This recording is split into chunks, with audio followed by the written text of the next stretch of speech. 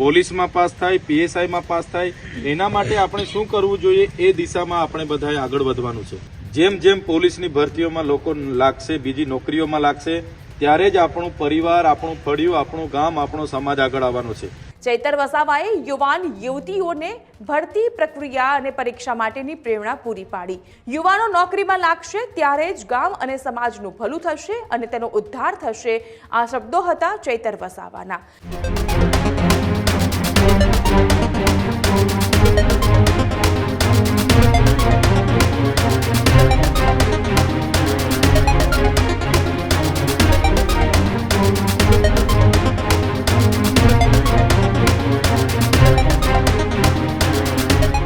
ચૈતર વસાવાએ આદિવાસી યુવાનો સાથે કરી મુલાકાત. પોલીસ ભરતીની તૈયારી કરનાર તમામ યુવક યુવતીઓ સાથે ચૈતર વસાવાએ મુલાકાત કરી.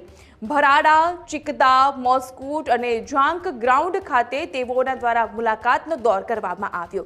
ચૈતર વસાવાએ યુવાન યુવતીઓને ભરતી પ્રક્રિયા અને પરીક્ષા માટેની પ્રેરણા પૂરી પાડી.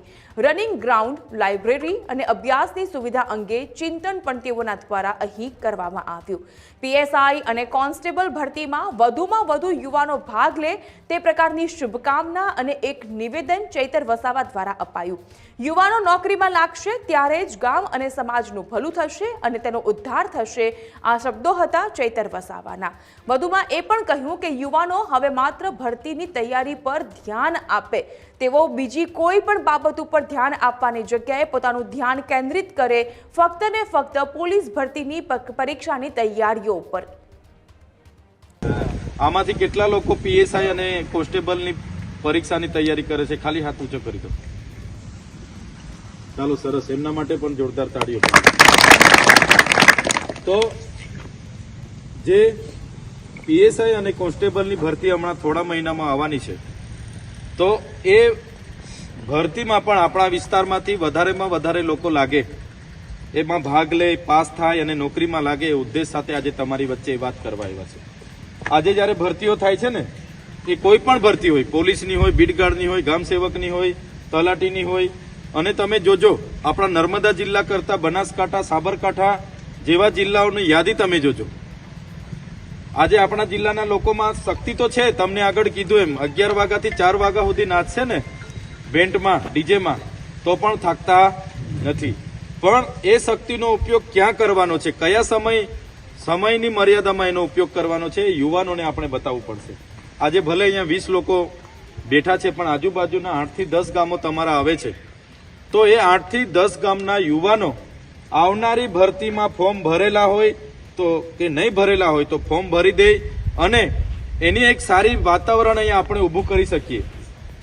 આપણા મોસ્કૂટ વોડપાડા ગામમાં એ ભરતીમાં ભાગ લેનારા ઉમેદવારો માટે દોડ માટે એક સારું ગ્રાઉન્ડ ઊભું કરી શકીએ, રનિંગ માટે એક સારું ગ્રાઉન્ડ ઊભું કરી શકીએ, એમના વાંચન માટેનો એક સારો સ્થળ ઊભું કરી શકીએ.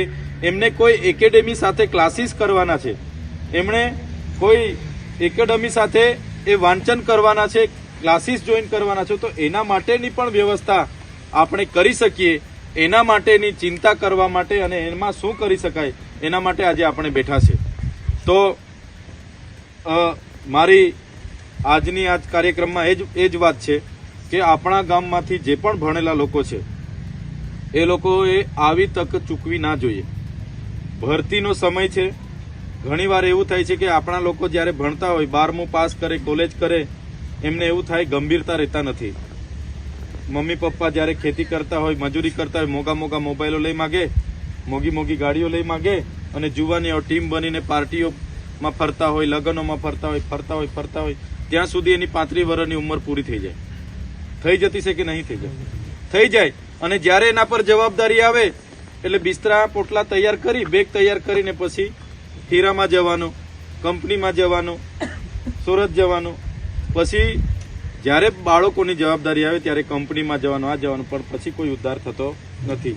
કેમ કે જમીનો તો આપણી પાસે છે નથી વધારે, થોડી ઘણી 2-5 એકર જમીનો છે, આપણા ડાયા લોકો કરે છે, અને એ જમીનો વધવાની નથી.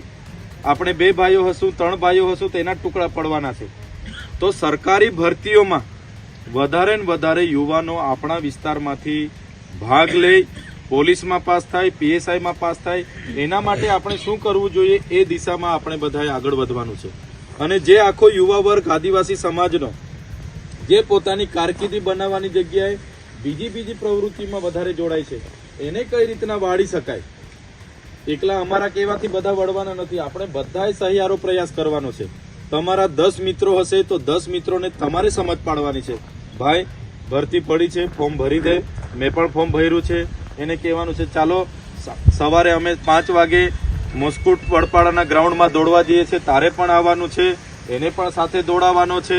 સાથે સાથે કોઈ એકેડમીનું તમે ક્લાસ જોઈન કરો છો તો હમણાં તો ઘરે બેઠા 10 કલાક 8 કલાક તમને એકેડેમી વાળો ભાઈ ગાંધીનગરથી ક્લાસીસ કરાવી આપે છે કે નથી કરાવી આપતો? તમે ઘરે બેઠા પોતાના ખેતરે બેઠા પણ ક્લાસીસ કરી શકો છો, એવી આખી જોગવાઈ છે. ત્યારે જે પણ લોકોએ હમણાં જે ફોર્મો ભર્યા છે અને જે લોકો બાકી હશે આવનારી ભરતીઓમાં ફોર્મ ભરવાના છે, બધા જ યુવાનોને મારે વિનંતી છે, તમારે બધાએ પોતાનો ધ્યેય એકવાર નક્કી કરી લો. રમવાનું તો ખરું જ, ક્રિકેટની હરીફાઈમાં પણ રમવાનું ખરું જ. જીવન સાથે બધી જ વસ્તુ જોડાયેલી છે. ક્રિકેટ રમો, વોલીબોલ રમો, તમે ડાન્સમાં જાઓ, નાચણામાં જાઓ, સંગીતમાં જાઓ, એ તો જીવનની ગૌણ જરૂરિયાતો છે, એ તો કરો જ. પણ મેન તમારા કેરિયર બનાવવા માટે આપણે ફોકસ કરવું પડશે. અહીંયા ઘણા વડીલો પણ બેઠા છે. તમારા ફળિયામાં પણ એવા 12 પાસ અને કોલેજ પાસ ઘણા વિદ્યાર્થીઓ કામ વગરના ફરતા હશે. એમને પણ પૂછો, ભાઈ કોલેજ પૂરું કર્યું છે તો હવે શું કરવાનો છે, શું કરવા ફરે છે, કેમ જતો નથી, કેમ પરીક્ષાની તૈયારી થતી નથી, પોલીસની ભરતીમાં જવાનો છે કે નહીં, હમણાં ભરતી પડી છે એમાં કેમ ફોર્મ ભર્યું નથી, દોડવા જા, વાંચ. અને એવા લોકોને પણ આપણે તૈયારીઓ કરાવી પડશે. ત્યારે જ આપણા ગામમાં જેમ પોલીસની ભરતીઓમાં લોકો લાગશે, બીજી નોકરીઓમાં લાગશે, ત્યારે જ આપણું પરિવાર, આપણું ફળિયું, આપણું ગામ, આપણો સમાજ આગળ આવવાનો છે.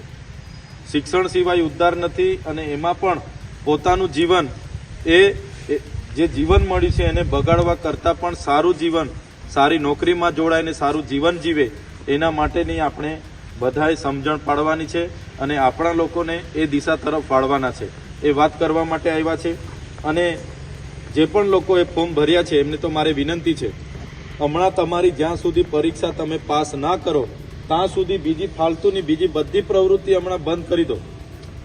જ્યાં કોઈ બીજો પ્રસંગ હશે, તમારા મમ્મી પપ્પાને મોકલો, તમારા બીજા ભાઈને મોકલો, કોઈ લગ્નમાં જવાનું હશે, આ જવાનું, ખેતીનું કામ હશે, ત્યારે પણ ઘરનાને કહો, મમ્મી પપ્પાને બી કહો કે ભાઈ અમને 3 મહિના સમય આપો, મારે પરીક્ષા આપવાની તૈયારી કરું છું.